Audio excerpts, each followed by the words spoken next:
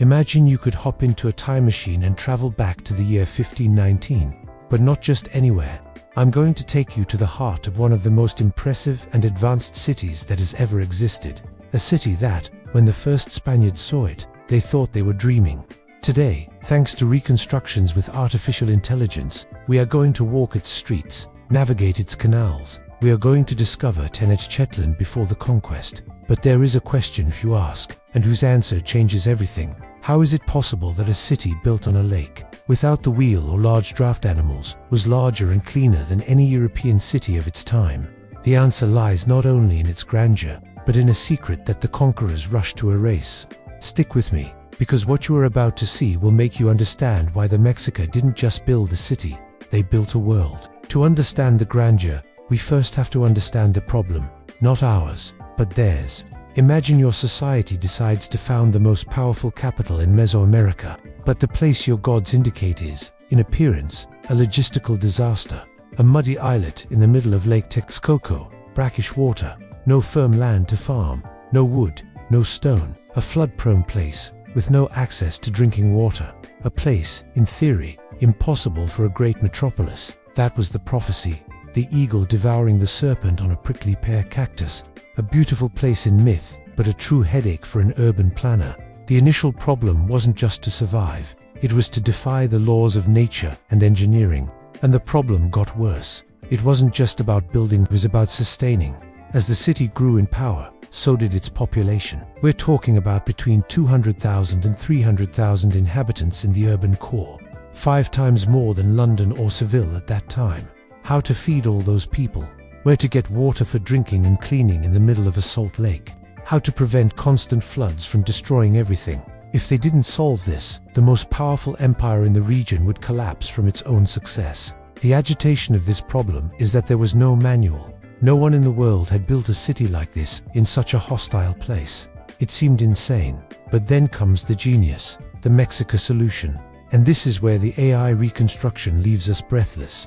The first thing they did was tame the water. They built the Albarradón de Nezahualcóyotl, a dike over 16 kilometers long that separated the salty waters of Lake Texcoco from the fresh waters to the west. This wasn't just a wall. It was a masterpiece of hydraulics. It controlled flooding and created a giant, manageable freshwater reservoir around the city. They didn't just adapt to the environment. They engineered it to their will.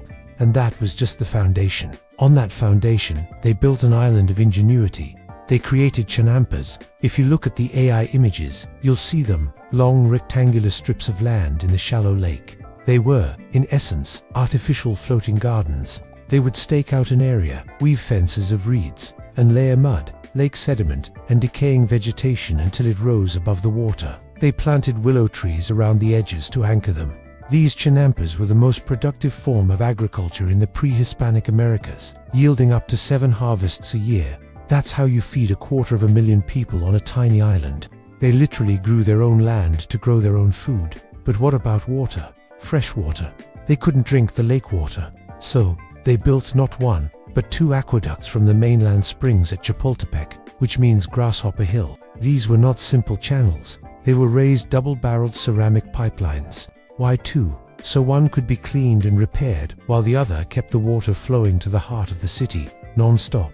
At every causeway entrance, water flowed into the city, feeding a complex network of canals that turned Tenochtitlan into the Venice of the New World. Canals wider and straighter than any in Europe, where 50,000 canoes would transport goods and people every day. Imagine the bustle, the trade, the life. But with all this water and growth, chaos could easily reign. How did they keep order in a city of 300,000 people? This is where their secret lies, the one the conquerors tried to erase. It wasn't just about technology, it was about society. The city was a model of organization. It was divided into 4 main quarters or camps, each with its own identity, temples and schools. But it was the public systems that were astonishing. Every morning, thousands of canoes would arrive at the edge of the city, carrying not just food, but also human waste. You heard that right. They collected it. And here's the brilliance. It was a closed loop. This night soil was transported back to the chinampas as the most powerful fertilizer in the world. There was no waste. There were no open sewers festering in the streets, unlike the European cities of the time, where you'd empty a chamber pot out the window. The streets of Tenochtitlán, which were a mix of land and water, were immaculate. They were swept and cleaned daily by 1,000 public servants, 1,000 people employed just to keep the city clean. Paris and London would not have public trash collection for centuries. So, you have this pristine, orderly, abundant metropolis. And at its center, the Axis Mundi, the sacred precinct. The AI reconstruction shows it in its full, vibrant color. It wasn't the gray stone ruins we see today. It was a riot of color. Temples painted in bright reds, blues, and ochres. The air thick with the smell of copal incense. The sound of music and chanting. At the heart of it all, the great Templo Mayor, a towering pyramid of twin temples representing Huitzilopochtli, god of sun and war, and Tlaloc, god of rain. It was a physical representation of the Mexica world view, the constant struggle between drought and abundance, war and life. But this magnificent world, this pinnacle of human achievement, had a fatal flaw. A flaw that wasn't in its structure, but in its beliefs. The Mexica had no concept of a stranger coming to destroy, not to trade. The openness of their city, the grand causeways that connected them to the mainland, were designed for ceremony and control. They were not designed to be defenses against an enemy they couldn't imagine. When Moctezuma looked at the Spanish, he didn't see conquerors at first.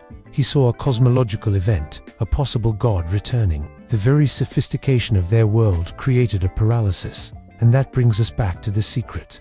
The secret the conquerors tried to erase wasn't just the city's technology. It was the proof of a viable alternative, a society that was, in many ways, more functional, cleaner, and more organized than their own. To justify the destruction, they had to paint the Mexica as savages in need of salvation. But the ruins whisper a different story. The chinampas still exist today in Xochimilco, a ghost of that ingenuity. As we stand on that causeway in our imagination, looking at the white, gleaming city rising from the blue lake, with its towers and its thousands of canoes, we realize what was lost. It wasn't just a city, it was an idea that humanity could build a sustainable, thriving world in harmony with a hostile environment, an idea that was drowned, stone by stone, and buried under a colonial city.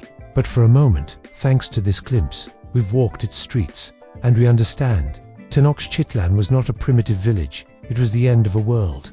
Thank you for joining me on this journey through time. If you want to see what other lost worlds we can rebuild, hit subscribe and ring the bell.